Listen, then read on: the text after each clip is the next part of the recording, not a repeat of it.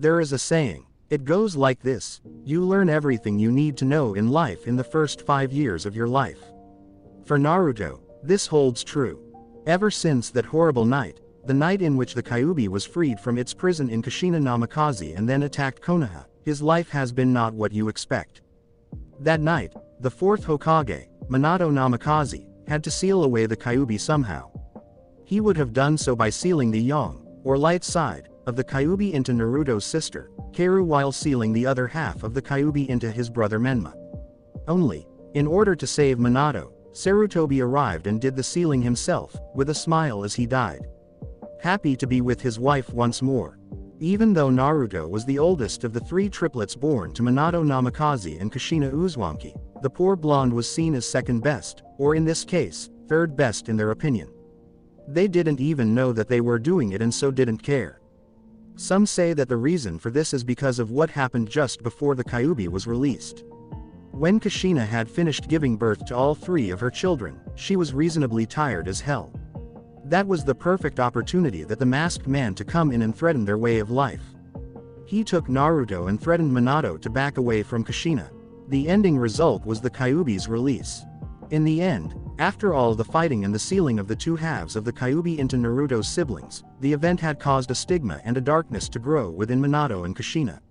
Like Hiyashi's blaming of Hinata for being too weak to defend herself from being kidnapped, they subconsciously blamed Naruto for the entire event. They didn't know that this hatred would grow and the darkness would one day overtake them. Be something far more dangerous in their lives. So throughout the years, it was not fun for the blonde-haired boy. For the first 5 years of his life, he learned to take care of himself. When they bought clothes for them, they only bought him the bare minimum, if they even bothered at all, while Kaoru and Menma got all that they ever wanted. The same went for food. They went out and asked the 3 of them what they wanted, but when Naruto offered, Minato and Kushina just seemed annoyed with him. So they went to wherever Kaoru and Menma wanted to go. It was all about Kaoru and Menma. So when they started to train his other siblings, they left him in the dust, saying their training was more important due to the Kyuubi. To him that was just a cover saying that they didn't feel he was important enough. He was nothing. He tried multiple times throughout that year and it just ended in disappointment, with each reaction harsher. So he gave up trying to get them to train him and he did it on his own. He also knew they would be pissed that he was training because they told him that he would training in the academy, but he felt cheated in that area because they were a clan. Clans were supposed to train their children before the academy. So he trained on his own, making sure they never found out. Naruto shook his head at the memories as he sat in the classroom, waiting for Iruka to come in and announce the teams. While that was happening, he remembered how he got there in his training. He remembered at one point that his father had to go to talks with Onoki and Iwa so that they could be allies. So, for reasons he didn't understand at the time, Minato had him come along. It was horrible. On the way there, his father would barely talk to him and when he did, the man was just cold. So he stopped trying to talk and kept silent. However, when they got to Iwa, Minato began talking and smiling at everyone. It hurt Naruto to see this because the man never smiled at him. A simple smile was too much after all. And it was kind of odd since he knew Iwa was pretty pissed at his father after the last war. However, the most notable aspect of that trip was him making his first and best friend. Flashback. Naruto was bored. He sat in a boring office while his father and the Tsuchikage talked about things that he didn't understand or just didn't care about. He turned his head to look back at them and with his father's back to him, he saw that the short old man had confusion in his eyes, wondering why Naruto was even here and why Naruto looked so miserable. Of course Naruto didn't know that, all he saw was confusion. He was 7, he wasn't meant to know all that yet. Thankfully, his boredom was stopped by the opening of a door and in rushed a little girl his age. The girl has short black hair, unique pink eyes, a red shirt with a sleeveless brown vest over it, a pair of brown shorts, and open-toes brown sandals. "Grandpa, I am bored, let's, oh," she said, stopping short of what she wanted when she saw said old man talking to a blonde-haired guy that her dad didn't like. The Tsuchikage chuckled. "Sorry, Kuretsuchi, I am busy at the moment." He then turned to Naruto and smiled. "Boy, you must be bored out of your mind. Would you mind keeping my granddaughter company? Sure, Naruto replied, his voice full of energy as he jumped up, took hold of Kuretsuchi's hand, and hightailed it out of the room. Minato eyed the Tsuchikage and said, Onoki, are you sure that was wise? The old man shrugged. Why not? They are kids. It is not like if they don't get along that this alliance will break.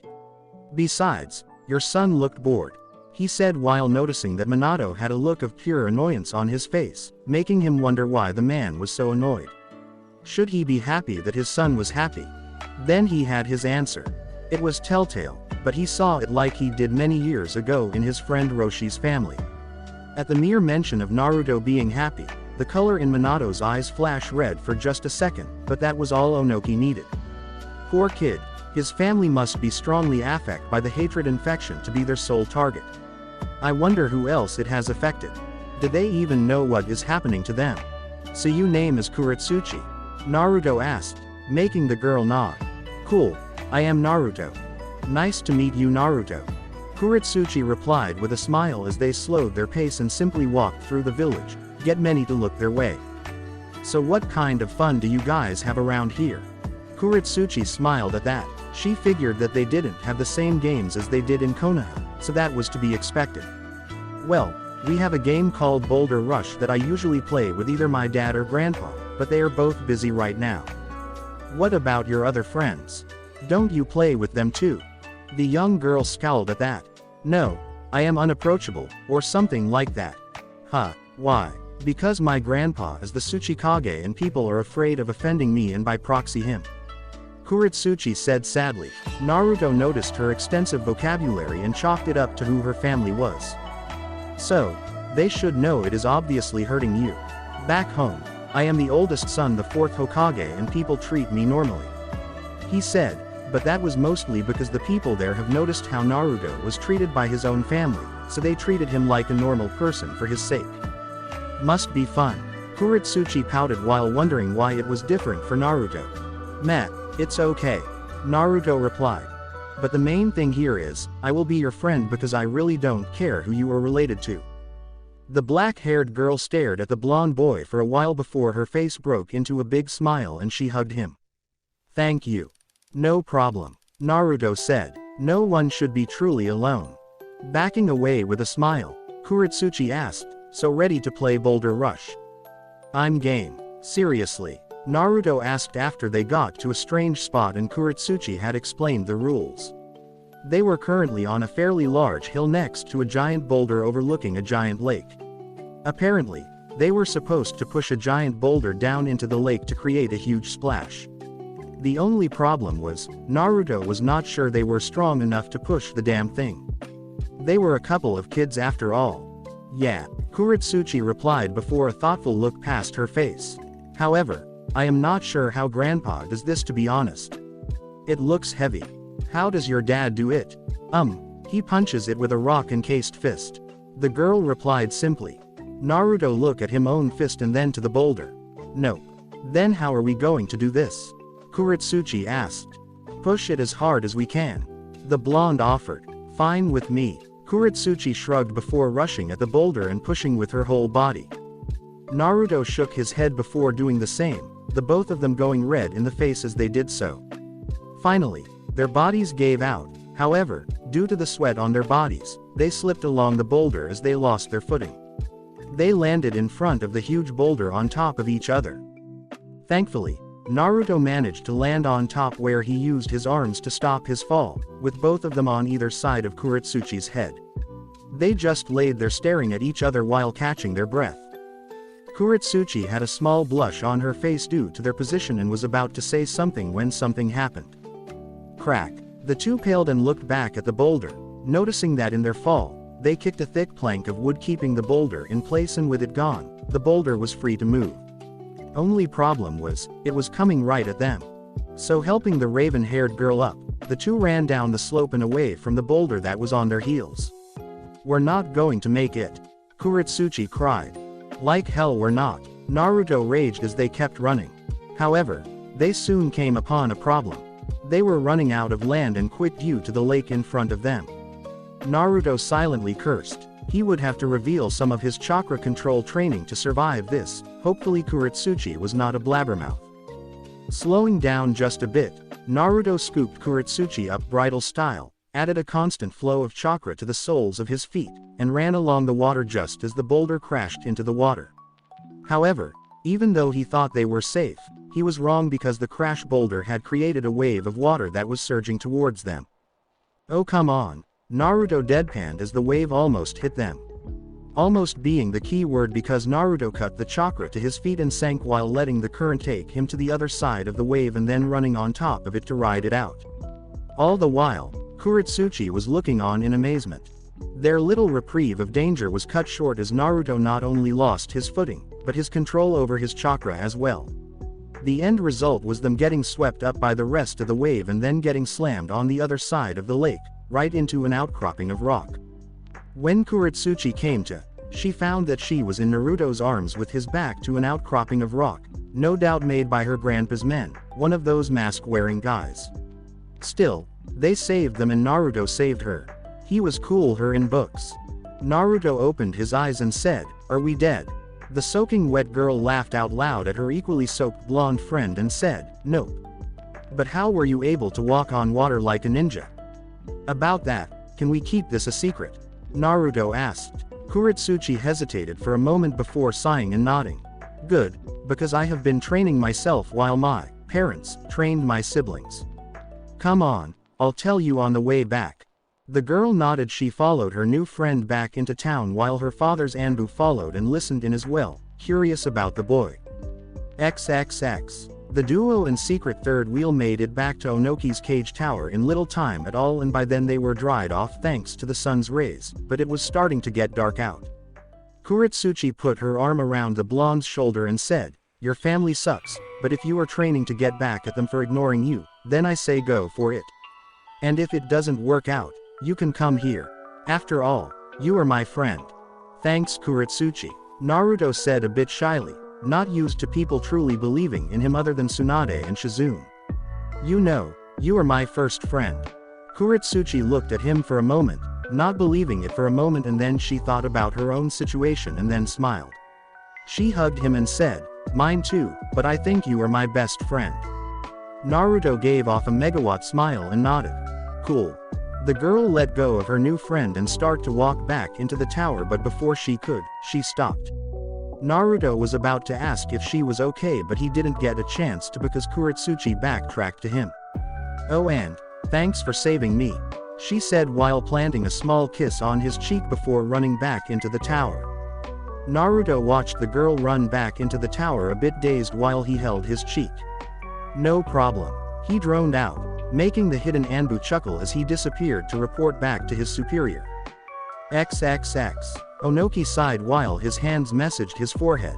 His Anbu had just gotten back to him after he sent the man to look out for the two kids. He had been surprised to find out that Naruto was able to walk on water somewhat with obviously no help from his parents.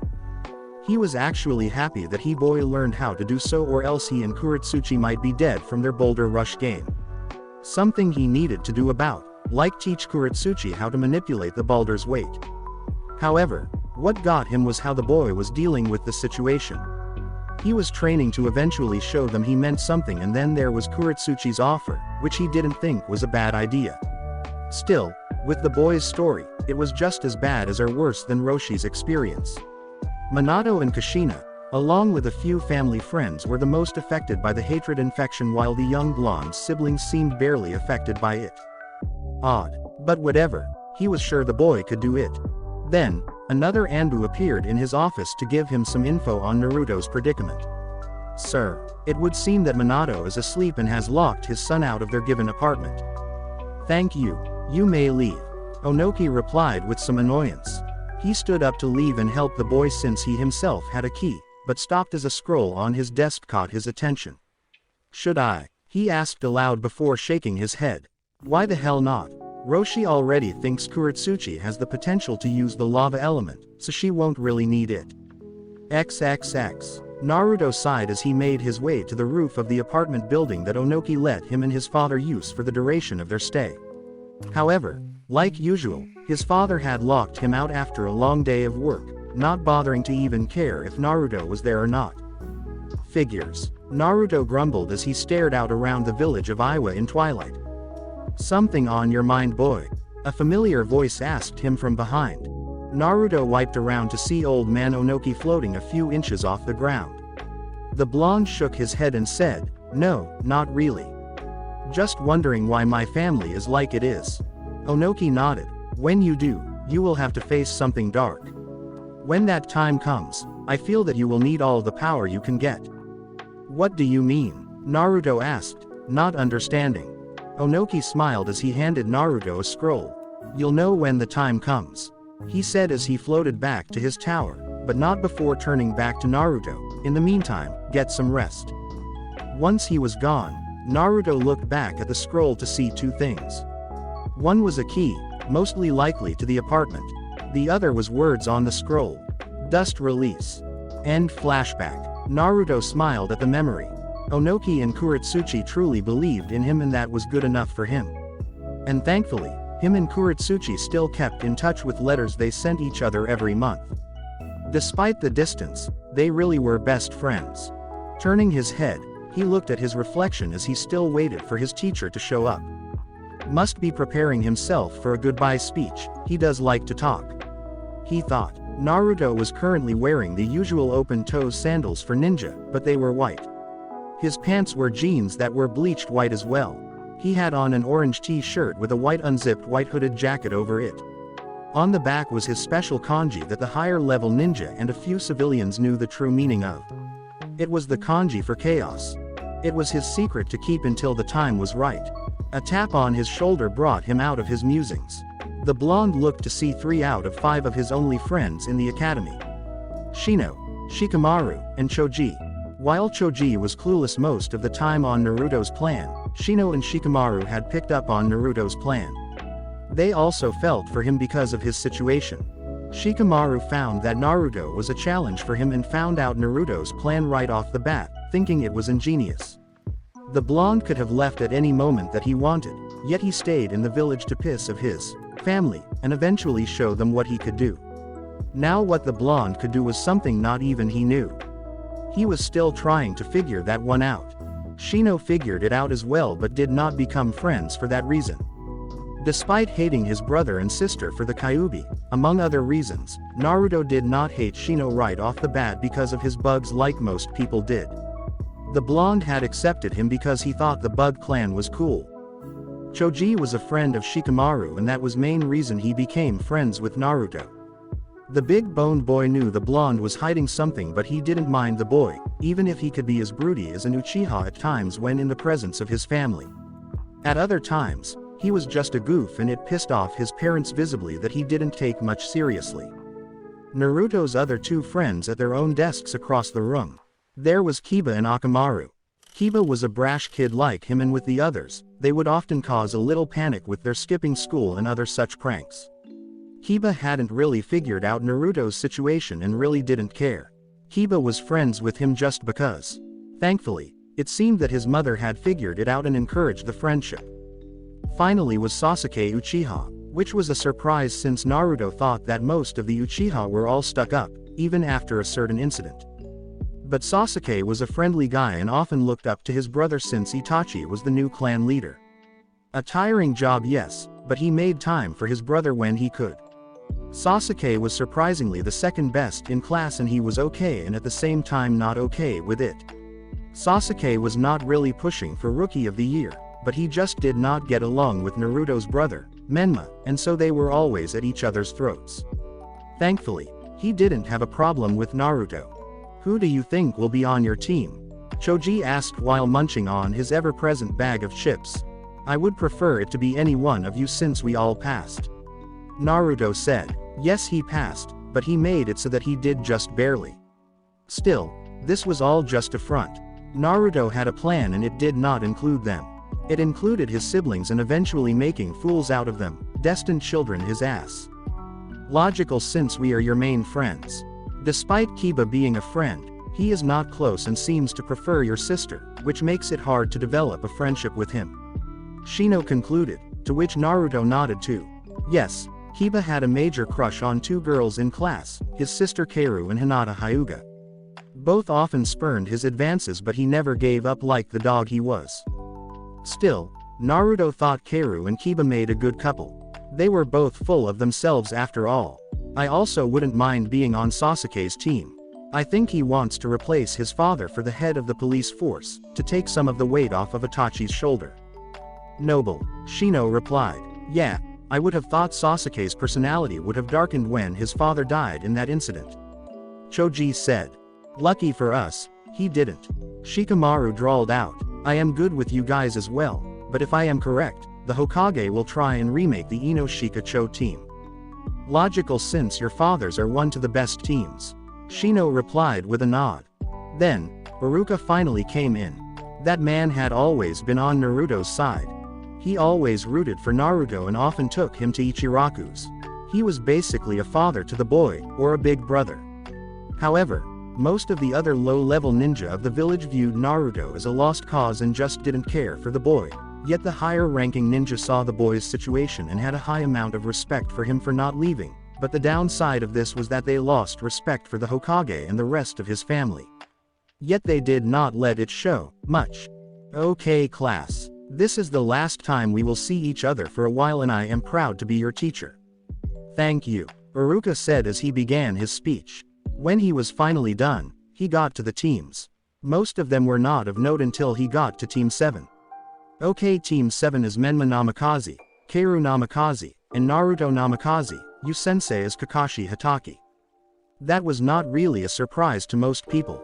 Since Menma was Rookie of the Year and Kaoru was the top kunoichi, it was expected that they would be on a team together along with whoever was the dead last, and in this case it was Naruto. All of Naruto's friends, however, cringed.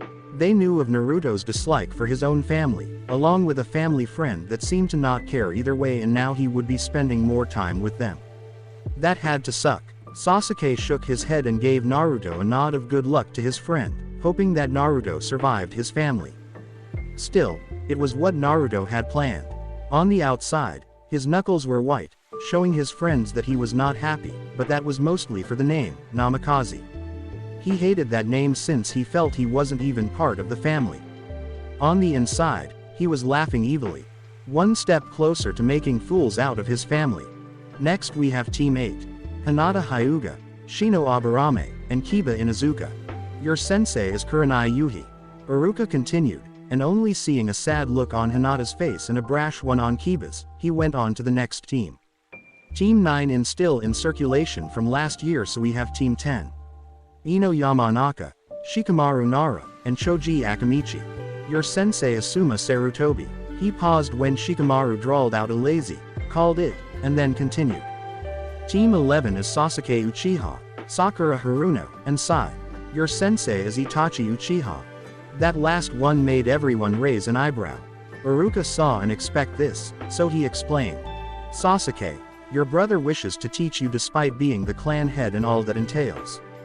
However, your mother is capable to leading the clan as well since she is a clan heir as well. So Itachi is working in shifts with your mother on that front. Iruka paused for a moment and said, Sai, while not being in this class, will be at your team meeting.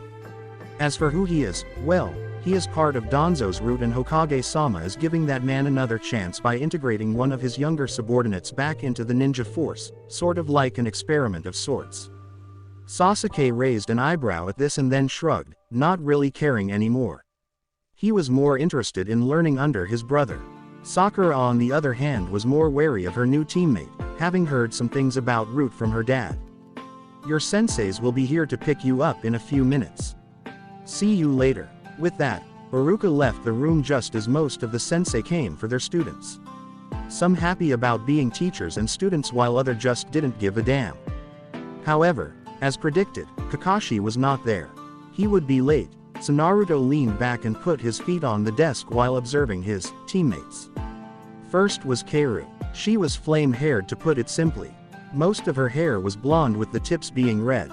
She wore red ninja sandals, skin-tight black pants, and a red shirt that seemed to be skin-tight as well. It hid not much to the imagination of her developing figure. C-cup breasts and all. She also had two curved blades on her back. Kaoru was loud. To a lot of people she could be mean and then cute to some. She tried helping Naruto by yelling at him, and when that didn't work, she was really nice and cute. It was odd and irritating at that same time, and it gave Naruto a headache. He would call her a tsundere if that was the word for it, but he was not sure. Naruto was also clueless to her feelings towards him due to his own dislike for his family. He often thought that since she was the only one not to ignore and hate him, he felt that she was playing some sort of game and therefore didn't trust her. Then there was Menma. He had red hair with black tips. Many thought it was badass. Naruto thought it made him look like an ass. The boy had black ninja sandals, black cargo pants, and a silver tank top to show off his developing muscles. Like other ninja, he had his ninja tools on the back of his belt. Like Kaoru and most of their family, Menma was loud and he was egotistical to the level of Uchiha on some days. He and Naruto did not get along at all. Others thought that they actually hated one another. However, it wasn't always like this. Menma used to get along with Naruto, not buying into their family and some friends not giving Naruto a chance.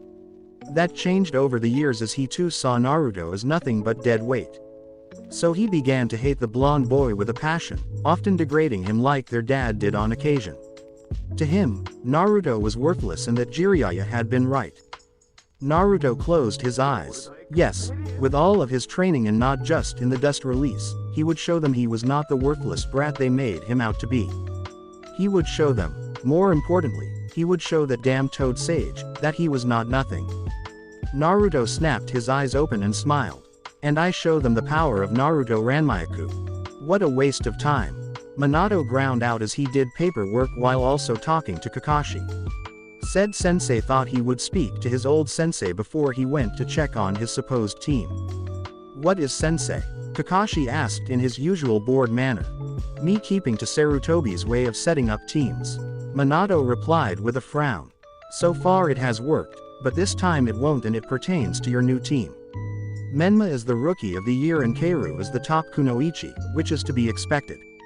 However, the dead last this year is my other son, Naruto. Kakashi noted the disdain in Minato's voice when he said that Naruto was his son. It was no secret that Minato disliked Naruto to a point of hatred, and no one could really figure out why. Kakashi himself didn't feel that way. However, since he was so lazy most of the time due to losing Rin and Obito, he just didn't care. Most of the time, he would let Minato's words about Naruto pass him by, but since he was going to be teaching Naruto, he needed to do something. He had also noticed that Kushina didn't care much about her firstborn as well, which baffled him since she was a very kind and caring person. He just could not figure out the why of things. But he did have an idea. It could be related to what the cause of the Kyuubi's release that fateful night. Whatever went on that got a lot of Anbu, Sarutobi's wife, and Shizun's medic friend dead and caused some sort of stigma in the family, and the focus of that was Naruto. Another piece of info that made him think was the Uchiha incident. Makoto and Itachi both confirmed a strange masked man that tried using genjutsu to cause Fugaku and a few others to cause a coup d'etat. Thankfully that ended in failure because Fugaku broke free of it, declaring that the Uchiha would find their own way to power and then rushed the masked man. The end result was Fugaku and many other Uchiha in the police to die at the hands of this masked man. The news of the event caused a new spark of rage within Minato, and from that point on, he became far harsher on Naruto.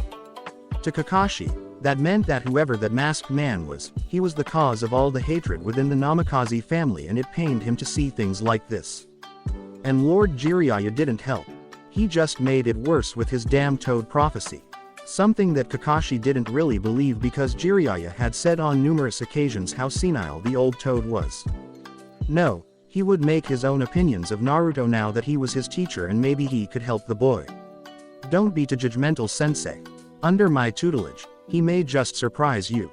Faye. Minato growled out. No offense, Kakashi, but I doubt you can salvage anything from a worthless piece of trash like him. He is nothing.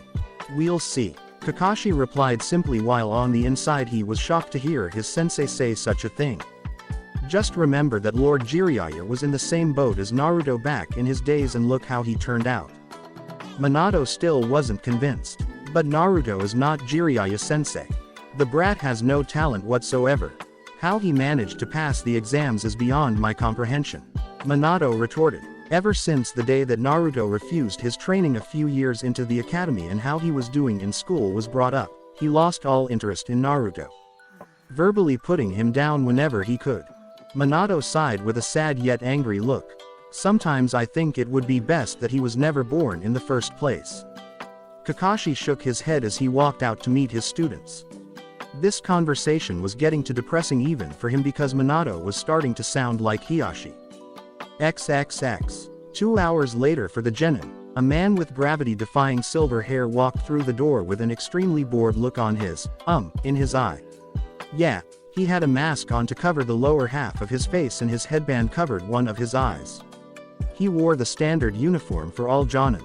My first impression of you three is that I am already bored with you. He received 2 glares and 1 snore. Kakashi Hatake sighed as he did a quick observation of his would-be students. Kaoru was always cheerful, and from what he knew of her, she was very strong since she was trained by her parents. However, she was a little arrogant and not that smart when it came to certain situations. He would have to work with that. Menma was one kid he was not fond of. Kakashi knew the boy was strong, but without experience, that meant nothing, yet the kid could be as arrogant as an Uchiha at times, and he hated his brother with a passion. Something passed down from father to son, it would seem. He had his work cut out for him. Then there was Naruto.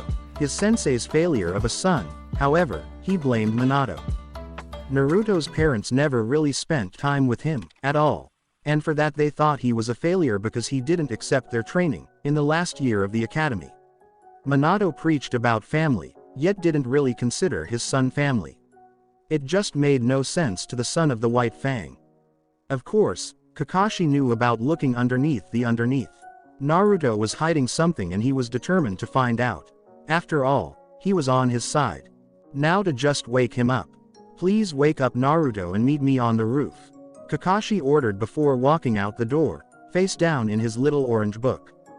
Menma scoffed. You wake up the failure or let him rot there, I ain't waking him up, he said before getting out of his chair to make his way to the roof. Waste of time for this team anyway. Kaoru sighed and went to her older brother, knowing that Menma would not bother with such a menial task. However, once she reached him, his head snapped to her and he opened his eyes in a fierce glare, scaring the crap out of her. Kakashi-sensei said. I heard him. The blonde cut her off before walking out the door, leaving a sad Kaoru in his wake. How am I going to get through to him? She thought as she trudged after him. There was a reason he hated her after all. She was the one to mention how badly he was doing in the academy. Flashback. Are you kidding me? An 11-year-old Kaoru asked as she stared at her brother in disbelief. You are failing the academy. Doesn't matter. Just drop it, Naruto grumbled out as they entered the mansion. Menma just scoffed as he walked past, not caring. Naruto was a waste of his time and why Kaoru bothered even helping Naruto was beyond him. Once inside, Naruto got to work on his studies by reading a book on the couch. Normally he would be left alone, which was good for him so that he could read in peace, but fate seemed to hate him that day because his father walked in the room. Normally that would not be so bad, but the man was staring at him instead of ignoring his presence. Naruto, I need to talk to you, Minato asked, catching Kaoru, Menma and Kushina's attention. What about? Naruto replied, keeping his tone civil. Tempers often flared in this family after all. I think I should train you now that you know how to harness your own chakra, Minato replied, gauging his son's reaction. Kaoru looked happy while Kushina kept on a neutral look on her face and Menma rolled his eyes, knowing it would not help Naruto. Now, in the fucking last year of the academy, Naruto thought angrily as an intense glare made its way to his face. No thank you, Naruto said, shocking the family. What? Minato asked in shock. He thought Naruto wanted to be trained. He asked when he was 5 all the time. Kushina raised an eyebrow at her son's behavior, but left it to her husband. Still, she found it odd that the boy would not want their training. You heard me, I have no interest, Naruto said. 1 fucking year of your training and then pawn me off to some low-level jonin so you won't have to deal with me. No thanks. Keiru looked at Naruto with a frown and spoke the words that further separated the family, but she was only trying to help. Brother, you should take his offer since you are failing the academy. Naruto growled and sent his sister the most menacing glare he could muster while Kushina rolled her eyes and left the room although she seemed a bit distracted. Still, he was not worth her time. Menma smirked and followed his mother's example. Minato's eyebrows shot up past his hairline and nearly shouted, "What? Why did you refuse my training then?" "Because I don't need your help. I've survived this long without your help." Naruto ground out. "You haven't bothered to help until now and I don't want it anymore. I'll figure out my own ninja way, father." He then got up from the couch and walked out the door, slamming as he left. It was not like he actually lived there or anything. Naruto never noticed the look of pure rage on Minato's face, nor Keiru's extremely hurt look. Then again, he really didn't care. Flashback end. "I was just trying to help back then," she thought sadly. Still, she would not give up despite her friends telling her to give up, on both trying to regain Naruto's trust and his affections. She loved him a lot and wanted to be with him, no matter what Jiraiya said about him. To her, he was not nothing. She didn't even care if others thought her feelings for him were weird. Ino and Sakura had tried to convince her that Naruto was a lost cause and to give up on her feelings for him, but that ended in disaster for them. Even Hinata told her to give up, but she knew that girl's game. Hinata liked Naruto as well and she would not lose to her. She was so into her own thoughts that she didn't even notice that she was the last one to the roof and already sitting down in between her brothers. She noticed that Menma was sitting on a step that led to the edge of the roof and he looked a little pissed, probably for being on a team with his brother. And Naruto was leaning against the railing on the roof while having a bored look on his face. Kakashi cleared his throat and began. "Well, now that we are all here," a pause for the group to look at Keiru, who just looked annoyed at being singled out, "we can begin. First I want to tell you that you may think you are Zenin, but you are not yet. So, tomorrow, we will have a test of sorts to see if you have what it takes to truly be Zenin and be on my team. But before that, let's get to know each other. Why don't you go first?" Keiru suggested. Kakashi eyed her with a bored look. "Fine. My name is Kakashi Hatake. My likes, my dislikes, I have hobbies. My dream for the future is none of your concern." All we learned was his name, which we already knew. The new Zenin mentally shouted in annoyance. "Since you opened your big mouth about all of this, you go first, Flamehead," Kakashi ordered. Keiru pouted cutely with her cheeks puffed out before she relented. "My name is Keiru Namikaze. I like my family and heaps of ramen. I also like to train and hang out with my friends. I dislike doing nothing and the 3 minutes it takes for ramen to cook. My hobbies, I like to train. My dream for the future," Keiru smiled sadly at that. "Maybe be Hokage, like my mom wanted to, and to have a family of my own." While the others looked away, she looked at Naruto at the end. "Okay, so I have Minato's daughter who has great potential and for some odd reason, what to be with her brother, who everyone can tell, hates her. But then again, everyone knows she loves him. Odd," Kakashi thought, but he was not going to interfere with that. Menma raised an eyebrow and kept silent. "Hokage. Huh, that arrogant ass would just give it to her now if he could. What a waste of time," Naruto thought boredly. Those were the thoughts running through Keiru's potential team. "Okay then, you're up, Red." Menma smirked. He didn't mind that nickname. "Fine with me. As you already know, I am Menma Namikaze. I like training, ramen, and strong people because that is what matters in this world." He paused to give Naruto an arrogant smirk, who continued his bored look. "I dislike a lot of things, starting with the dead last loser leaning against the railing. Naruto, do us all a favor, fall off the building and die. That way you won't weigh down the team." Naruto just flipped him the bird.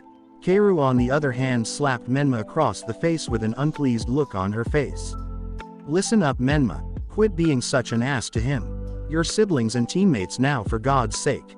Menma snorted. Maybe if he wasn't such a useless sack of shit and the rest of the family didn't hate his guts, then I might be civil towards him. But until that time comes, he can die for all I care.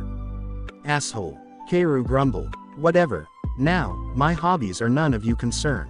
My dreams for the future are to marry a strong woman and be Hokage in place of father. He turned to Naruto with a smirk. You will be the first to go when I rule. Again, the blonde just stared at the boy like he was an idiot before going back to not caring. Used to all the verbal put-downs by his own family. God, he is worse than I thought. I need to whip this kid into shape. He needs to learn boundaries, among other things. Kakashi thought while shaking his head. Apparently Menma took to Minato's style of family a little too much. Arrogant asshole. We're family, we are not supposed to act like this. Keiru thought angrily. Great. Two arrogant prodigies. Why do I have the most rotten luck in the world? Last is you little ball of shine. Kakashi said, referring to Naruto, who gave him a deadpan look. My name is Naruto. There is not a whole lot I like, but I do like ramen and being lazy. There are a lot of things I hate. My hobbies include just lazing the day away, like Inara. Naruto looked thoughtful for a moment and then said, for my dreams, I guess it doesn't matter, I won't last long anyway, being a failure. After all, I am nothing. He said, ending it with a creepy smile that sent shivers down their spines. Sigh, this kid is something else. They really did a number on you, but I see through that facade. You are hiding something big. Just what is it? Faye, loser. At least you accepted your fate. Oh Naruto, I love you with all my heart. Why are you like this? Keiru obliviously thought before she opened her mouth. Don't worry Naruto, I'll protect you. Great. Naruto replied sarcastically while rolling his eyes, my death has been prolonged today. That made Keiru look at him sadly, but then she put on a determined look. She just saw this as another challenge. That's a promise of a lifetime. Keiru declared, earning an annoyed look from her brothers. Menma didn't bother saying anything though because she would just ignore it or lose her temper on him like their mom did to certain people. Kakashi just sweat dropped at the whole scene, silently cursing his old teacher for this extremely dysfunctional team. Okay, let's meet at Training Ground 7 tomorrow at 7. And remember, this test has a 66.6% failure rate. Oh, and it would be best just to not eat any breakfast, unless you want to throw up. Later. With that, Kakashi went up in smoke. Fine, let's just go home. Menma stated as he and Keiru got up to go home. Keiru was the one to notice that Naruto was not going in the same direction as them. Naruto, where are you going? Away, was the short reply. Forget him Keiru, it is not like he actually welcome at home. Menma stated, making Keiru sigh in exasperation. XXX. Naruto arrived to one of his favorite spots in the village despite his family being there occasionally. That would be Ichiraku's ramen stand of course. Hey Naruto, your usual? Chuki asked with a smirk, knowing all of the orders by heart for Naruto and his siblings. That would be great, thanks. Naruto replied as he noticed that Ayame was not there. So where is Ayame? Chuki smiled and said, out delivering orders, if you stay long enough, you'll probably see her, hey. Thanks. Naruto replied. Ayame was a special girl that Naruto often saw as a sister, however, she would often flirt with him, but despite that, he thought she was a better sister than the one he had. Soon, his order arrived and he started chowing down. However, his mind was not on the great gift that was ramen. No, it was on a subject he often reflected upon. That day when Jiraiya came to deliver the so-called prophecy that drove the spike between him and his so-called family further in. Flashback. A 7-year-old Naruto was walking to his father's office to annoy him like he usually did just to show the man that he was still there. After all, the man loved to ignore him since they got back from Iowa. When he got there, he noticed that the door was cracked open and there was someone talking. So being the curious kid he was, he stayed on the outside of the room and listened in. From the crack, he saw his whole family was in there along with a man that just showed his eye, Tsunade, Shizune, and a tall white-haired man. It was the white-haired man that was speaking. I have gathered you all because I have received a prophecy from the Grand Toad Sage. Jiraiya stated. Really? What is it? Kushina asked. Jiraiya seemed to pause there, as if thinking about something. It goes like this. 2 children from powerful parents will decide the fate of the world. They will be its destruction or its salvation. I believe that these 2 children are Menma and Keiru. Minato smiled brightly at this. So what should we do? Simple. Up their training. Focus solely on them. Jiraiya stated. That is no problem, we already do. Kushina replied simply. What about Naruto? Tsunade asked, a bit peeved with Kushina and Minato since they admitted that they obviously didn't train Naruto. Jiraiya scoffed. What about the brat? He is useless, I say just forget about him. In this situation, he is nothing. Huh, why would you say that, Uncle Jiraiya? Asked a younger Menma, a bit angry with the man. Jiraiya smiled at the young boy as he crouched down to his eye level. Because Menma, you and Keiru are the only thing that matters. Your brother is useless trash with no talent. When he becomes a genin, then you will have to protect him if you want, but if he gets to Chunin it will be a miracle. Just accept it. Menma turned away from the man with a sad look, but his mind had been made up then and there. Keiru on the other hand just glared at the white-haired man, not believing the bullshit that came out of his mouth for 1 second. Tsunade, who had been disgustedly shocked by Jiraiya's words, had grown pissed with each passing second. Looking at Minato and Kushina to see that they were just accepting Jiraiya's hurtful words was just sickening. Naruto was their son, then there was Kakashi, who was just taking everything in with a bored look like he didn't even care. What the hell is wrong with you people? Tsunade raged, making Shizune jump, but she understood where Tsunade was coming from. What do you mean, Tsunade? Minato asked. Naruto is your son, damn it. Tsunade shouted. How can you just treat him this way? That boy is nothing, Tsunade. Minato stated, but Tsunade notices the darkening of the man's eyes and the quick flash of red. Minato gained a sad look. He is such a disappointment. Sometimes I think it would have been best if he had never been born or had died in his hands that night. How can you think like that? Tsunade raged. You haven't even trained or spent time with him, damn it. And why should we? Kushina growled, displaying the same reaction with the eyes, but also something else as well. She held her head for a second and looked distracted. Jiraiya took notice of this and widened his eyes in fear for some reason before he narrowing them. However, he did nothing to stop her, which confused Tsunade. He is not part of this family. Tsunade lost it then. This is utter bullshit and you know it, Kushina. She screamed before turning to leave. And where are you going? Minato asked, his eyes narrowed. Back to the hospital, Tsunade snarled. Since none of you give a shit about one of your own, it is up to me to make sure he stays alive. At least I care for him. Come on, Shizune. Tsunade then ripped the door open and walked out into the hallway. However, she noticed a small blonde boy running further down the hall and out of sight. That sight put more rage into her system as she turned back to the room. To me, you are the worthless ones, so don't expect me to help you out. She never heard Kushina break the silence as she ran off to check on Naruto. Kushina held her head some more and whispered helplessly, no, it is not like that. She paused and her voice became darker. He is connected to that man. While showing no reaction, Jiraiya was very creeped out and sweating on the inside.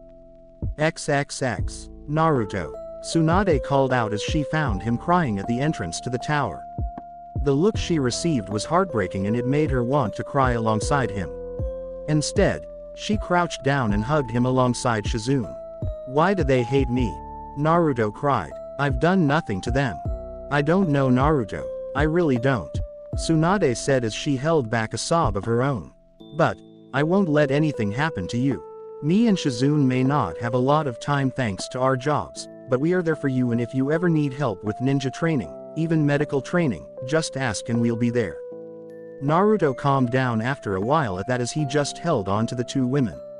Okay, was all he really said, and they didn't know it, but something in him cracked that day. End flashback.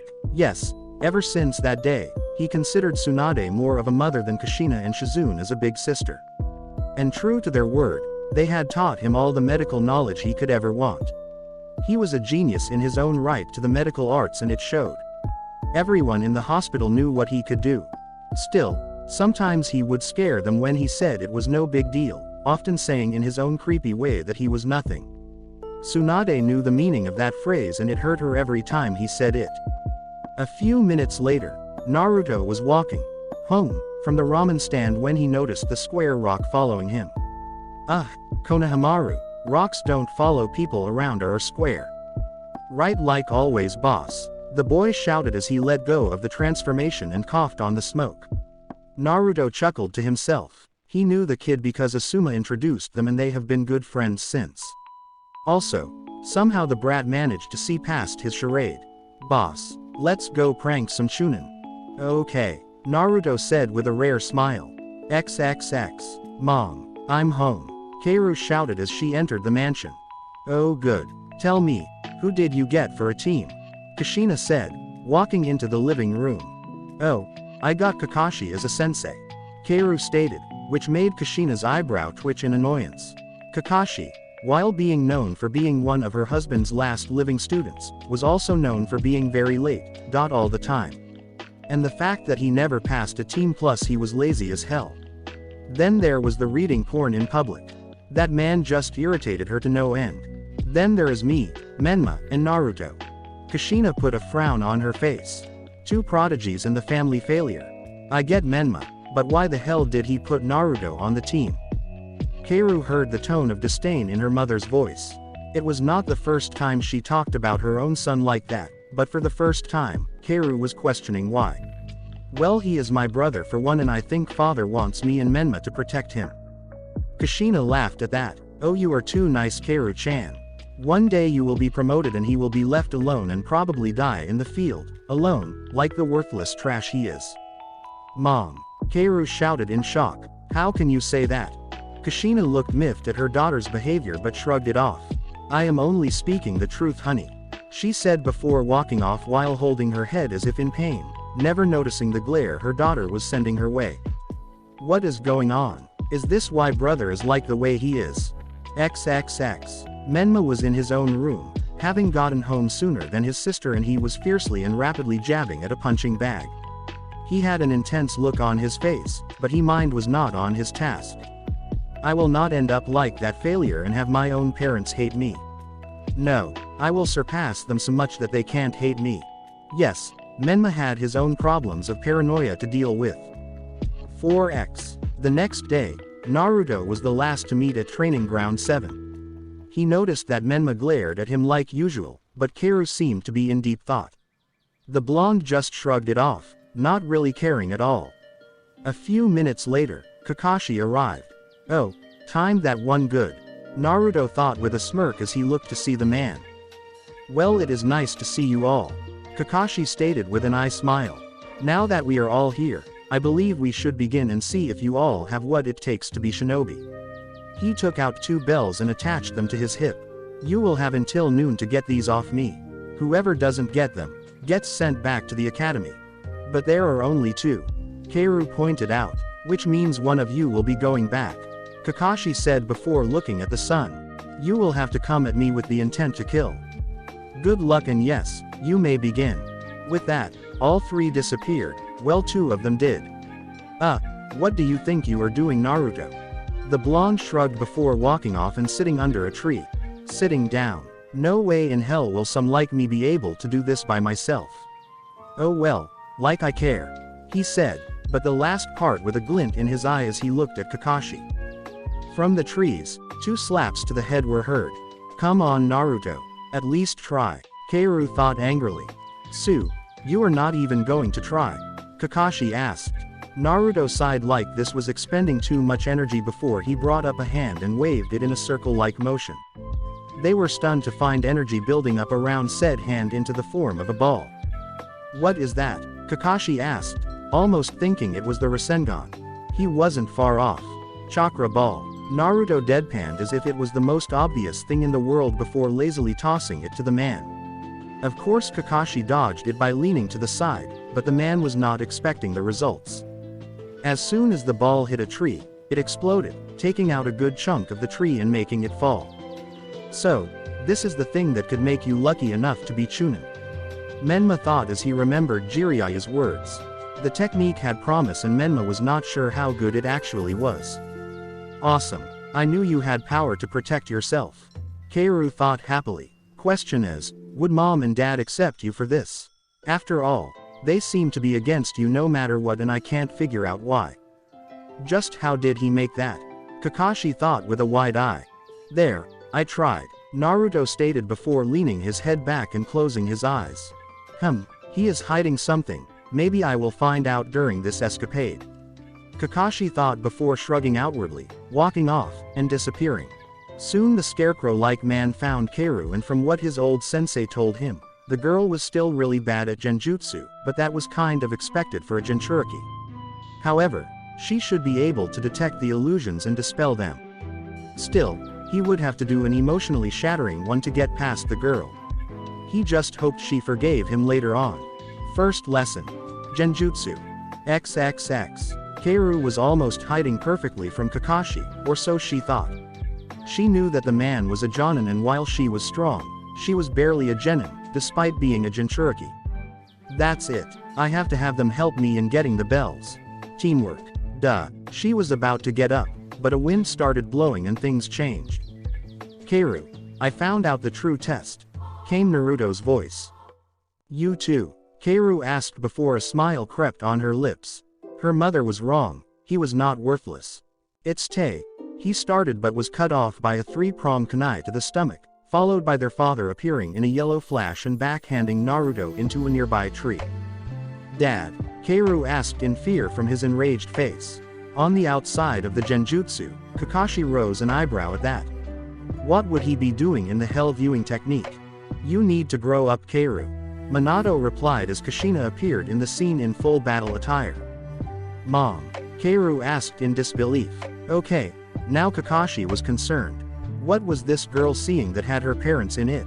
I told you before, honey, he is nothing but worthless trash. Something that needs to be put down. No, Kaoru whispered, rooted in place as tears started falling from her face. Kushina ignored her.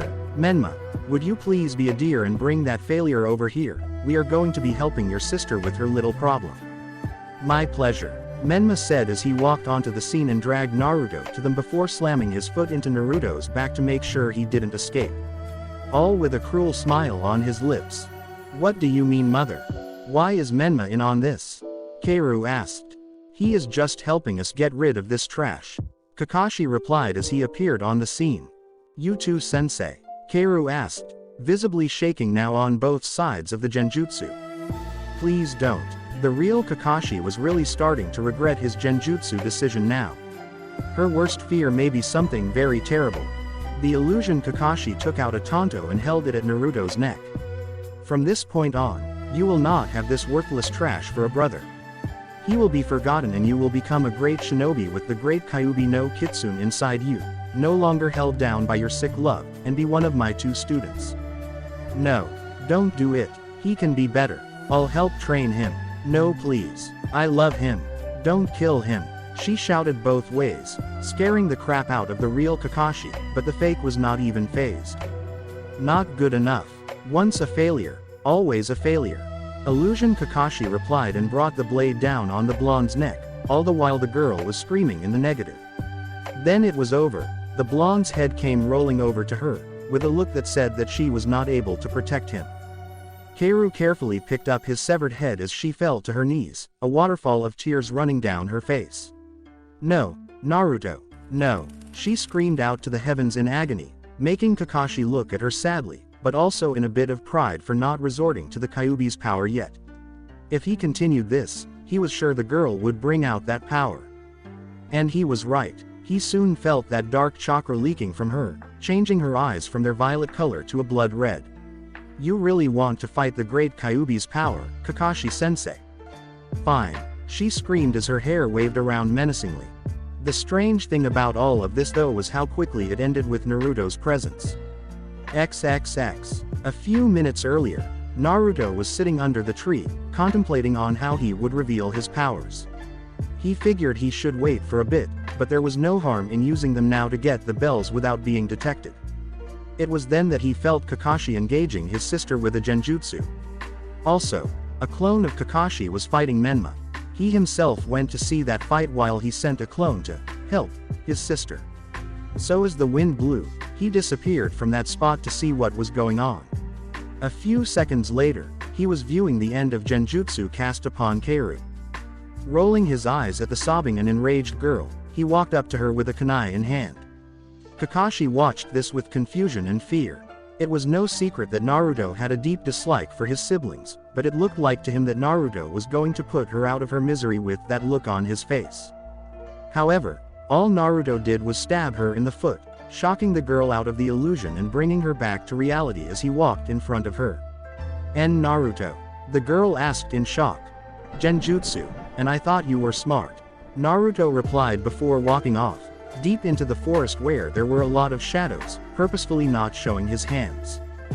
"Wait, I know what to do," Kaoru shouted after him, but when she reached the spot, he was gone. Huh, where did he go?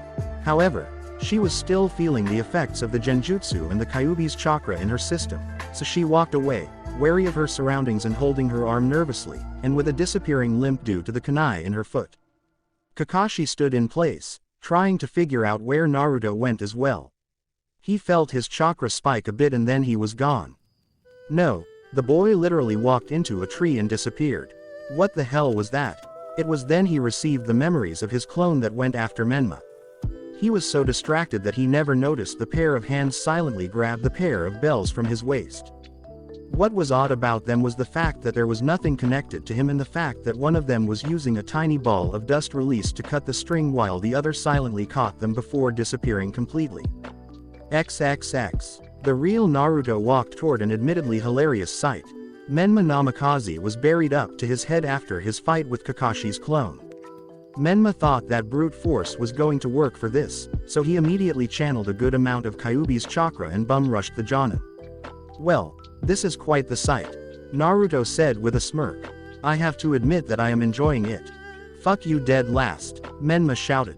"Get your worthless ass over here and get me out." Naruto snorted. "Oh yeah, that will get someone like me to help you." "Damn it, get me out of here or so help me. Or what, you'll glare at me to death," Naruto replied with an annoying smirk before it became dark as he got in Menma's space. "You know brother, I could kill you with ease right now," Menma snorted. "Like you know how to hold a kunai the right way, much less kill someone of higher skill." "Are you sure?" Naruto asked darkly as he placed his hands on the sides of the redhead's face. "On twist and no more Menma. Or I kick you so hard the same effect happens." Menma paled considerably. "You wouldn't dare. You think it would go well, the failure of the family killing the son of more worth." "I highly doubt it." "Nah, I am good. I am not a murderer," Naruto replied cheerfully, but his tone darkening still as he put a hand around Menma's neck. "But I want you to remember this moment, my hand at your throat, ready to kill you. Remember that in this moment, I had the power." A pale Menma sneered at his brother. "Is this why you came, to threaten me?" "Nope," Naruto replied, his cheerful demeanor returning as it cut all the tension in air, making Menma groan in annoyance. "I was going to tell you the true meaning of this test, but, seeing how you are acting, I highly doubt someone like you would willingly work with me." "Oi, where are you going?" Menma shouted once he saw that Naruto was walking back into the shadowed forest. "Somewhere quiet," Naruto said with a smirk as he looked back at his buried brother out of the corner of his eye and then disappeared. The Namikaze blinked at that. "It must be the heat because I just saw that dumbass walk into a tree and disappear. What the hell is going on?" XXX. Noon came around sooner than they thought and the group found themselves sitting against some training posts with a disappointed Kakashi looking down on them. Kaoru looked sad, Menma was scowling, and Naruto looked like he just didn't give shit. "Well, it looks like you all failed. None of you even tried to grasp the concept I was trying to get through to you. I expected more." "Oh, and what was it?" Menma asked snidely, pissed that he was beaten by Kakashi and then mocked by his failure of a brother. "Teamwork. All of you were supposed to come at me with everything you had to get these bells," he said, gesturing to the non-existent bells at his side, which made two of the three blink in confusion.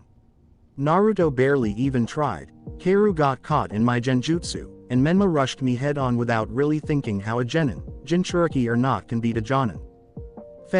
Jinchuriki are superior." Menma mumbled. "Sensei, there are no bells on you." Kaoru decided to speak out, ignoring Menma for the moment. Kakashi's head whipped down so fast, they thought he broke his neck. "Huh, how could I have lost them? Did I drop them somewhere?" he asked as he frantically looked for them around and on his person.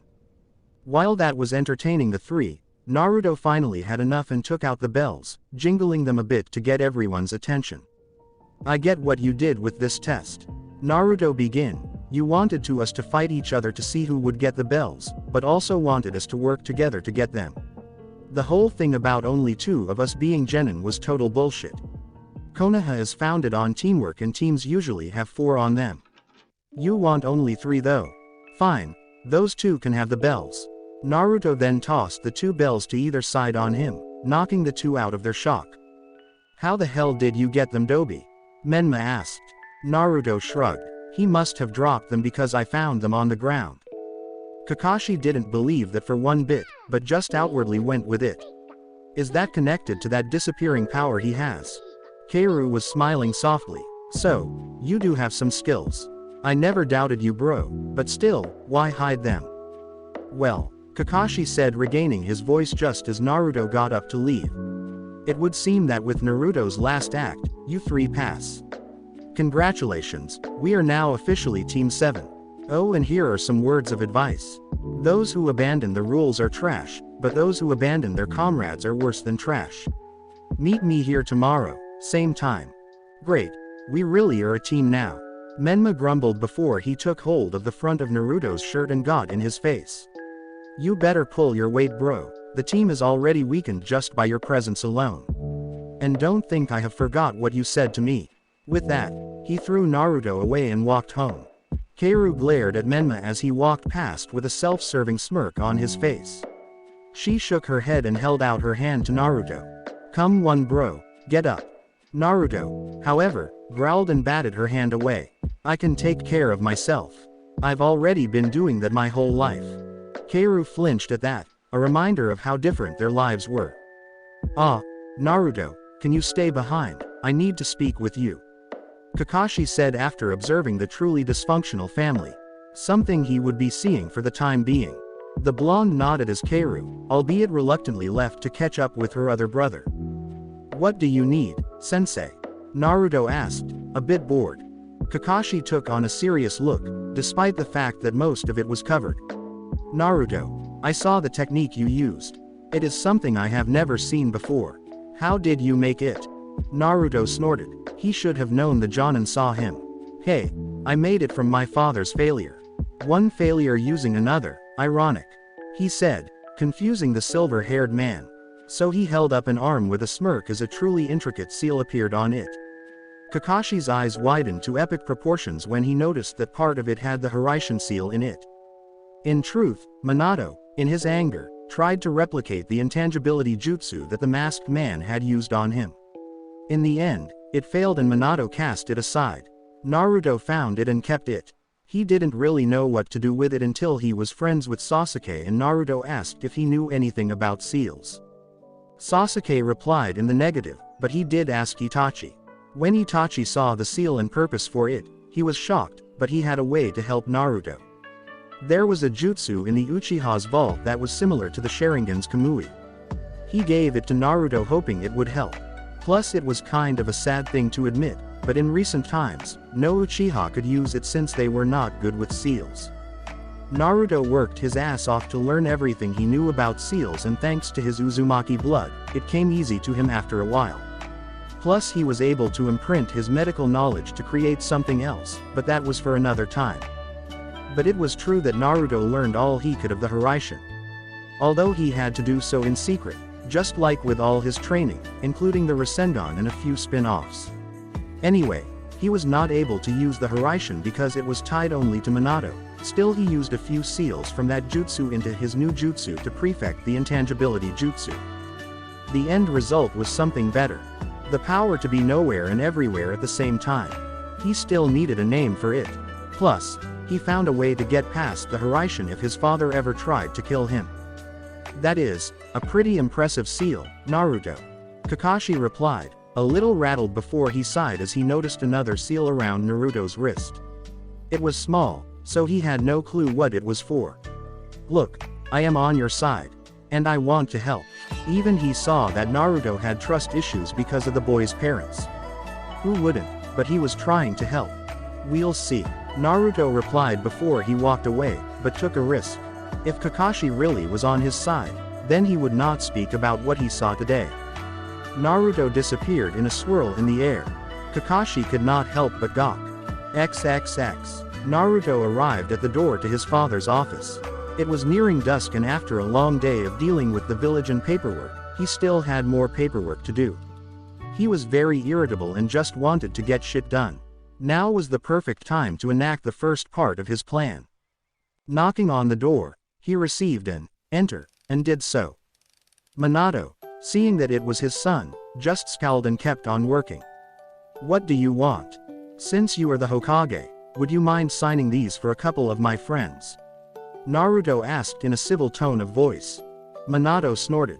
Friends, right, they wanted his autograph. Why couldn't they come directly to him instead of asking Naruto to do it? "Sorry Naruto, but I am busy, I need to get this shit done so I can sleep tonight." "Please father," Naruto said while trying not to roll his eyes. "I won't ask for another thing ever again. I won't even bother you unless it is ninja business." Finally, Minato just groaned. He was not really thinking straight and just wanted some peace. "Fine," he said as he grabbed the 2 pieces of paper, which looked blank, and signed them. "Now get out of my sight."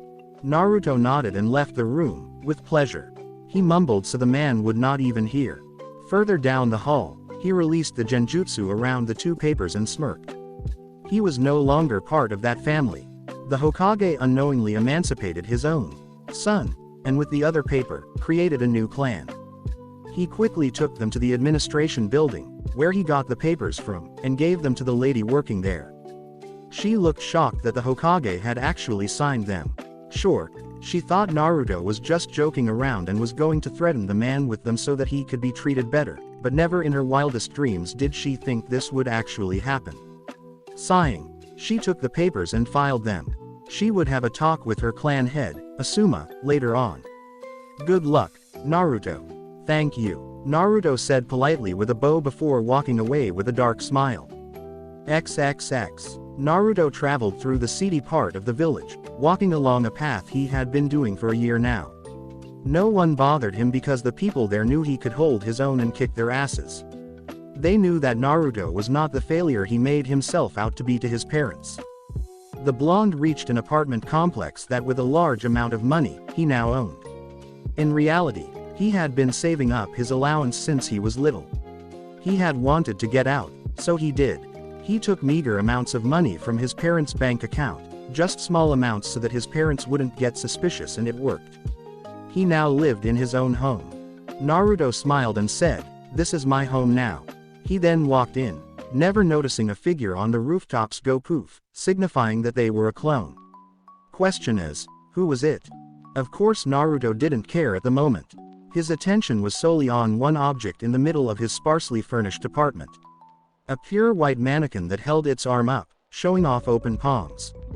The mannequin had no discernible features other than the complex seals that traveled down its arms and ended at the palms, showing odd circles that had 2 eyes in it. Artificially created Sharingan there were fully matured. He remembered when he decided to do this. Flashback. A 9-year-old Naruto was bored. He had just split ways with his friends, one of them being Sasuke now. But he didn't feel like going home to where he wasn't wanted. His medical seals were going well. But he had created one that you were supposed to put something in it for it to work. Question was, "What, Naruto?" asked a voice to his left. Naruto hadn't noticed he had ventured close to the Uchiha part of the village. Which wasn't that hard thanks to the wall that was taken down. After their incident with the masked man, Itachi offered to take down the walls separating the clan from the rest of the village so that Minato wouldn't get even more suspicious of them. It turned out to be a blessing because the village got friendlier with them around and the economy went up as well. It turned out well despite Minato having his anger towards them as well as Naruto. The person who called out to Naruto was none other than the clan head, Itachi Uchiha. "Hey, Itachi-sama," Naruto replied in boredom. "Naruto, I have told you before, call me Itachi-ne-chan," the man said with a small smile. "After all, you and Sasuke are friends now." "Still odd," Naruto replied. "True," Itachi shrugged. "So what's on your mind?" Well, Naruto started, unsure if he could trust Itachi or not, but the man did introduce him to Sasuke and their mom, so he guessed he could trust him. Please don't tell anyone in my family, but I am working on a special seal that lets me use the power of someone else. Itachi narrowed his eyes before he asked Naruto to explain, and when he got the explanation of how it worked, he smiled and said, "Maybe I can help." "How so?" Naruto asked with his head cocked to the side. "Well, we could make it so that you can use the Uchiha powers," Itachi suggested. "But wouldn't your elders get pissed?" Naruto asked. "Most likely, but I have never cared what they want, and neither has my mother," Itachi said with a smile before he led the young Namikaze to the hospital. End flashback. In the end, Itachi gave him a vial of his own blood to experiment with. Later, a box with a pair of normal eyes was sent to him by a strange Anbu with different symbols on his mask. So Naruto just shrugged it off by inject both Itachi's DNA and his own DNA into the eyes, creating a pair of Sharingan ready for him to use, which he used for his new medical seals that he could turn on and off at will. It was great, and it would help him greatly. 4x. XXXXX. In a darkened room sat Naruto Ranmyaku at his desk, scribbling down seal ideas and whatnot. He was done with his team training for the day and felt that he needed to reorganize where he put his seals. It was mid-afternoon and he would have to take a break for dinner soon, or he could just skip it. However, if he did that, he would have to be cautious of Kaoru tomorrow. She had noticed that he hadn't been home lately or even eaten with the family in a long time. The charade was beginning to falter, and it had only been roughly a month since he became a ninja of Konoha. Looking at the clock, he would have to leave soon, and so he cast a glance at his modified wrap seal on the nearby wall. That seal, much like the one that used to be on his wrists, let him transport himself to that house where he was unwanted. The regular war seal was the seal he used to get the bells in his test with Kakashi. It allowed him to safely detach a portion of his body to float around and do what he needed. So far he has only used it with his hands for small stuff like pranks when he got the want and energy to do them. However, he felt that he could include other parts of his body to save himself if need be. Taking another look at his wall, he looked at the other seals placed that to act like television scenes. He used that for security in that house to see if anyone came near his empty room over there. They would alert him when he was sleeping if they ever came close. Thankfully, they never happened. Looking at the scenes, he saw that the Hokage was not home yet and Kushina was watching some show about a ninja princess or whatever. Kaoru was practicing with her swords and the power she gained from her mother, the chakra chains. Menma was rapidly punching at punching bag. His room was dark as he let out his frustrations. Naruto now knew that Menma had problems of his own, in which the black-haired boy felt that if he failed in anything that Minato and Kushina would treat him like they treated Naruto. Naruto concluded that Menma thought he had to degrade Naruto to keep in his parents' good graces as well. The boy was a paranoid mess. Pathetic. For this, Naruto just shook his head. That so-called family was messed up beyond repair to him, and he wasn't going to put in the effort to help them when they didn't want them around. That was Kaoru's problem, not his. Finally, he glanced at the mannequin in the middle of his room. On the arms was once again the intricate seal of his seal Sharingan, but far more cleaned up to just cover up the palm of his hands and wrap around them to the back with 3 circles rested on each hand. Only one of them was filled in. He had made the seal that was to act as a tri-powered seal. The first was his Sharingan power, but he had nothing for the other 2 powers. Although he wasn't without ideas, he wanted the blood of the Yamanaka and the Nara. Still, he took their blood. He would have to make experimental seals to see if they could work with him. Next was the warp seal around his wrists that looked like an intricate wristband. He felt that if he added chakra to it the right way, he could make the seal move to where he wanted to make a body part detached to save it if need be. On the back was what looked like an infinity symbol that was his seal to be everywhere and nowhere at once. To keep it simple and not like he ruled the world or anything like that, he simply called it the Ghost Step Jutsu. Next to it, making the whole thing look like the tri-powered seal, was an empty seal what would work on his main element. The only problem with that was that he didn't know what his element was. The reason he wanted to know and utilize his element was because he wanted the ability to fly. With wind, he could just have the seal create a perpetual wind current around him to help him fly. If fire, he could use the seal to act like a sort of jetpack or rocket booster. If lightning, he could probably use the seal accelerate his bioelectricity and the natural electrons in the air to turn himself into a bolt of lightning that could hover over the ground while also having the ability to travel through power currents. He thought anyway, if it was Earth, he could probably use magnetic fields to help him fly. He had no clue what he would do if it was water. Sadly, the ability to fly was not in the dust release scroll, and Naruto doubted Onoki would tell him the secret of how he and his people were able to fly. After all, some village secrets have to stay secret. Suddenly, there was a knock at his door, breaking him out of his thoughts.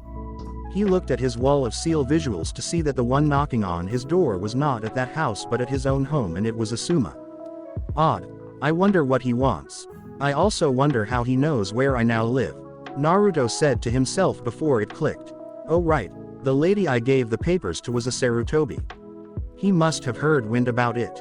Deciding to get up and see what the man wanted, he walked to the door and opened it. Asuma, for his credit as a high-ranking ninja of Konoha, could not see inside the dark room that was Naruto's house. Naruto put on a friendly smile and said, "What can I do for you, Asuma?" "Hey kid," Asuma replied in a friendly tone. "I heard about your little venture from a clan member of mine and I wanted to see if it was just a prank or it is true." "Oh, it is very true, Asuma," Naruto replied seriously. "Are you planning to tell the Hokage about it?" he asked. Prepare a little to make him forget about this incident if that was the case. "Nope," Asuma said with a small smile. "I am here to congratulate you on making a new clan and getting away from them earlier than expected. However, you do realize that when making a new ninja clan, you have a seat on the council and I am not sure, but you could initiate the CRA." That made Naruto blush a bit at the last part, making Asuma smirk. I will put that off for later since that is too early for me to be thinking about. Now for the clan head business, I will deal with that when I reveal to the world my power." Asuma raised an eyebrow at that. "When would that be, kid? You can't keep something like this hidden for too long, not even from the Hokage." "You're right," Naruto said with a nod. "I plan to reveal the power of the Ranmyaku clan at the tail end of the Chunin exams." The clan head of the Sarutobi clan whistled at that. "Kid, that is shooting big, but I see your angle. You are going to make the Hokage a fool in front of everyone, aren't you?" Naruto's dark smile was all the answer he needed. "So, Ranmyaku, chaos." "Yes," Naruto replied. "I see. I want to know more, but I'd rather hear about that story at dinner, so I am inviting you over." "Konohamaru has been begging me to invite you," Asuma stated. "That is fine with me. Just next time until the Chunin exams, meet me at the Hokage's house." Asuma's eyes widened at that. "This is a dangerous game you are playing, kid, but I am sure it will work in the end. Just be careful." Naruto smiled. "Thank you, Asuma, but I have everything covered. I will meet you soon." With that, Naruto closed the door while Asuma just shook his head and left, thinking that Naruto shouldn't have to do this. Naruto calmly walked over to his security seal wall and put his hand in the middle, making the seal glow brightly before his body disappeared and then reappeared in his nearly empty room in the Namikaze household. The only things in there were his stuff from when he was much younger. Ignoring the large amounts of dust due to not being in the room, he quickly made his way out, locking his door with seals, and then to the rest of the house. As he was walking, he saw Kushina setting up the table with Kaoru. He was just out of the house when the door opened on its own to reveal Minato. The two stared emotionlessly at each other before walking past each other, and Naruto thought he was home free as he made an appearance, but he was wrong. Menma, who was positioned on the couch watching the tail end of a movie, decided to speak. "Oi, loser, where do you think you are going?" he said, getting up to block Naruto's path. "Out," Naruto said in a bored, but neutral tone. He did it to compose himself around these people, but he also did it because he knew it annoyed Menma for reasons he didn't care to know of. "Asuma invited me to eat at his place. So the failure of the Sarutobi clan invited another failure in life. Perfect," Menma said as he left, shoulder bumping Naruto harshly as he passed.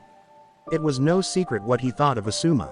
The man may be a clan head, but he heard of Asuma going to the Fire Lord to be a guardian while the third Hokage wanted him to stay in Konoha. So in Menma's mind, Not obeying the man's father made him a failure as well as Naruto. Yeah, go run off to be with the other failures of the village. Menma shouted as he then pushed Naruto out the door and then slammed it shut. Minato just raised an eyebrow as his black-haired son's attitude, but said nothing as he went into the kitchen. Kaoru glared at her brother though and marched up to him. What was that about? You don't treat family that way. Faye, he is not family to me. The sooner he moves out or gets himself killed the better. Menma growled at the girl, shocking her. He did want to do the deed himself for some reason but felt that was going too far. There has got to be a reason for this and a way to fix all this. Kaoru said to herself sadly as she walked to the kitchen table. XXX. Naruto has quickly got back up and whipped the dirt off his clothes before leaving the Namikaze's yard. He had dinner plans with the Sarutobi clan and a little scuffle with Menma wasn't going to upset him too much. A half hour later, Naruto found himself in front of Asuma's home. It was a nice little place since the guy was actually pretty humble considering his dad was the Hokage for the longest time. Some would have thought he would have turned out to be some pompous asshole, thankfully he didn't turn out that way. After a few knocks, the door opened to reveal Konohamaru who smiled upon seeing the older boy. The two made their way into the house and the kitchen table where dinner was just starting. In addition to Asuma and Konohamaru, was just one other person and that was Asuma's sister-in-law and Konohamaru's mother. The family was small but they got by just like anyone else in the world. Now, one would wonder where Konohamaru's father would be. Well, while Asuma had been away, his brother was killed in action and that left Konohamaru and his mother Kuina by themselves. So naturally, Asuma helped by letting them stay with him. He also liked it because it was less lonely for him. As they ate, Naruto explained more of his plan to Konohamaru and his mother. They agreed with Asuma that he was walking on thin ice with all of it. They agreed with him though that it was a good plan and hoped Naruto achieved his goals. Konohamaru then got a brilliant idea as he got his uncle's attention. Hey Uncle Asuma, you should give Naruto Grandpa's summoning scroll. I have no interest in monkeys like you so it should go to someone who could use it. Wait what? Naruto replied, not expecting that. Asuma smiled at that. I am glad you feel that way Konohamaru. I wanted to make sure somehow that you felt like that because I was planning giving to Naruto to help him show his family they were wrong. Are you guys serious? Naruto asked. It seems that way, Naruto. Kuina replied with a shrug. I say just take the gift. It will help. Asuma nodded and handed Naruto a rather large scroll. The blonde looked at it before smiling. The Sarutobi clan held. Thank you. I don't know how to thank you enough. Asuma smirked. Succeed. That is all I ask. Of course he wanted to Naruto to succeed. A lot of higher-ups have noticed that Minato had changed that day and not for the better, so this was an attempt to bring back the man they all once respected. Because as of now, they had lost a lot of respect for the man himself. I'll do it, Naruto replied with determination in his eyes. XXX. The blonde former Namikaze turned Ranmyaku found himself in a training ground with a running waterfall nearby the next day. To him, it was a peaceful little place that was perfect for what he was about to do. Asuma had shown him what to do, like how he should sign the contract and how to summon the intended animal he wanted. He had to sign the contract in his own blood and that helped link him to these animals. Next, he performed the correct hand seals and added a large amount of chakra into the mix. He knew that summoning took a lot of chakra and he had that due to him being the son of a former Jinchuriki. However, he was not actually sure how much chakra he was supposed to put in, so he may have overloaded it. That proved true as large poof of smoke engulfed the area. The smoke was larger than it should have been because Naruto knew the Monkey King Enma was normal size. So the question is, who came through? He got his answer of the form of 3 voices in the smoke, which eventually dissipated to reveal the 3 beings. The first being the Monkey King himself with the next 2 being 2 younger monkeys. Maybe a few of his kids. The Monkey King himself has all white fur, probably signifying his advanced age with hair going down his back and fairly large sideburns going down to his neck. He wore a black suit with mesh armor underneath, over which he wears a sleeveless, kimono shirt with white, fur trimmings and markings reminiscent of tiger stripes on it which is held closed by a sash. Enma also wore a Konoha forehead protector, signifying his alliance with Konoha thanks to the third Hokage. The two younger monkeys were brown-furred like most of monkeys, but the odd thing about them was the black hair done in usual spikes. The one with the hair spikes going all over the place wore an orange GI. The other one had his hair spikes going all upwards, and his clothes consisted of a pair of blue pants and an oddly shaped shirt that looked like it was also armor or some kind. He also had an air of superiority. Enma took notice of the blonde right away, eyeing the boy white clothing with interest, having never actually seen a human wear such things like that, especially a ninja. He supposed it could be worse. The boy could be wearing orange like his grandson's best friend. The orange-wearing monkey spoke first as he ran right up to Naruto. "Hello. Are you our new summoner? Wanna be friends? Oh, and do you have food with you?" Enma chuckled at that, having expected an outcome like this, and he shook his head. "Don't mind him, young one. He is always a little hyper, and I will warn you that his appetite is monstrous." He paused as Naruto nodded with a sweat drop. "Anyway, you probably already know who I am, but I will introduce ourselves anyway. I am the Monkey King, Enma, the former summon of Hiruzen Sarutobi, your third Hokage. The one would rushed you with questions is my grandson's best friend, Goku. My grandson here is named Vegeta." Said grandson nodded arrogantly before he puffed out his chest and declared in a somewhat squeaky voice, "That's right, and that makes me the prince of all monkeys. Fear me." With the squeaky voice, the effect of the threat was basically nulled out as both Naruto and Enma chuckled.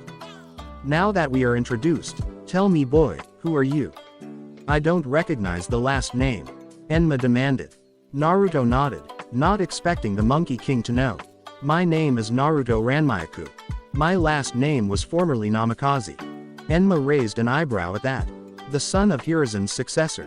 Well, I had heard from the slugs about your predicament and am surprised that the Hokage has let you go that easily." Naruto smirked at this and said, "He doesn't know what he did thanks to good timing and some genjutsu. Plus, with the name changed to that of Chaos, it shows that I am the Chaos to my father's so-called order." "Ah," Enma replied before a thoughtful look came to his face. "Normally I have my new summoners lift me in my staff form." He paused as he eyed his two charges. "Instead, I will accept you as our summoner if you can lift the combined forms of Goku and Vegeta's staff form." "Cool, come on Vegeta." Goku cheered, much to his friends' protesting. They then changed into a small red staff. Naruto raised an eyebrow at their form, wondering what the catch was. He soon found it when he tried to lift them. It was beyond heavy for something so small. So when he tried lifting it and fell on his face, he heard Enma chuckle softly, probably having seen this before, and grew amused each time. With a glare at the old monkey, Naruto tried again, and again. Huffing, Naruto decided that he needed to look at this from a different angle. There just had to be a way to lift their staff form. His thinking, however, was cut short by the dual-voiced laughing from the staff. That made him lose his cool, and he tried again to lift it. An hour later, we see Naruto on the ground next to the staff as Enma looked on calmly. The blonde was exhausted as he had abandoned rational thought to lift the laughing staff. It was so irritating that it had shown that Naruto was capable of more than simple happiness, laziness, and apathy. He had shown more irritability today than for most of his life, sort of. So now he lay there, tired out of his mind, and he thought more rationally and decided that he would lift the staff with chakra. He got up, channeled chakra to his limbs and then to the laughing staff, who quieted down, and lifted it about an inch off the ground. Enma smiled brightly. "Good, now we have a summoner once more. We shall work with you from now on." He paused as Goku and Vegeta turned back into their separate monkey forms, and that gave him an idea. In addition to that, Goku and Vegeta will be your familiars. They will teach you all you need to know about us, and I am sure you can teach them a few things. Awesome! Goku shouted as he ran up to Naruto and grabbed him by the arm, getting a confused look from Naruto. Vegeta was much calmer about things, and he too grabbed the other arm.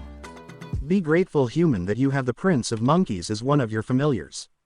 Also, judging by the confused look on your silly-looking face, you have no idea what we need to do to make us your familiars. It is simple. We need to create summoning tattoos on your arms. Enma winced as he remembered the time when he did the same with Hiruzen. Naruto, I would brace yourself if I were you. Why do I www? Naruto asked before the sleeves to his jacket were roughly pulled up and the two monkeys bit down on both of his arms. When they retracted their jaws, Naruto watched in pained awe as their saliva glowed before combining with his blood to form a series of kanji on each arm. It is done, Vegeta declared before he nodded to his grandfather and then to his new summoner before leaving in a poof of smoke. Summon us any time you want, especially when you are having dinner. Goku shouted with a big smile before he too left in a poof of smoke. Enma smiled as he put a hand on Naruto's shoulder, who winced a bit, and then said, I am sure you will make a great summoner for us and maybe one day, it will be you who is our sage. Good luck until then, Naruto Ranmyaku. He then left in a poof of smoke shortly after. Well, this is certainly going to be interesting, Naruto replied before he saw Kakashi appear in a rather flashy shunshin. What can I do for you, sensei? Well, Jiraiya's spy network found one of Orochimaru's old bases and tomorrow he feels that our team is ready for our first C-rank mission, Kakashi stated. Naruto raised an eyebrow and said, so what, Orochimaru is dead thanks to the Hokage? What threat could the guy pose from death?